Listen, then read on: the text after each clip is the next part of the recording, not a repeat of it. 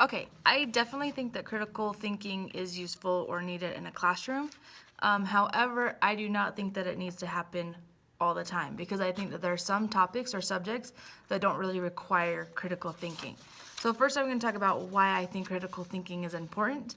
I think part of the problem with students these days is that they don't think, they just expect everything to be handed to them, and that should be put on the fault of the teacher because we have allowed them to be able to slide by, or we just give them all the information they need and we don't expect them to think critically about it. Now, when I was reading about critical thinking and what the actual definition between the theory, the thinking, and the action is, I think that we have a lot more critical thinking in our classrooms than we have of the critical action, where kids actually say, oh, I learned about this, let me think deeply about it for a minute, and then how am I going to change my life because of something I learned, or how am I going to put into action what I have learned. So I think we're missing the boat on the action part, but I do think some critical thinking is happening in the classroom.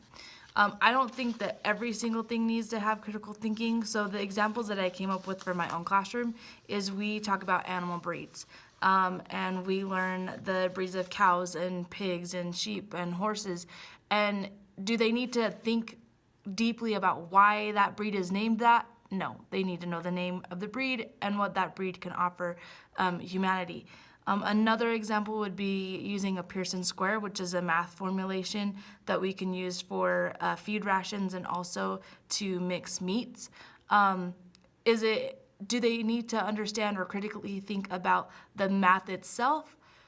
Probably not, but do they need to understand why that math is important at the end result? So if I have corn and barley that I'm mixing together, why is it important that I'm mixing a specific amount of corn and a specific amount of barley to feed my animal?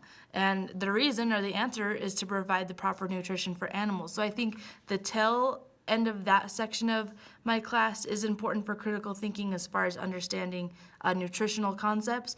However, they don't really need to understand or critically think about why 2 + 2 = 4 in the math problem. So that's my take on critical thinking. Hope you enjoyed it. Have a lovely day.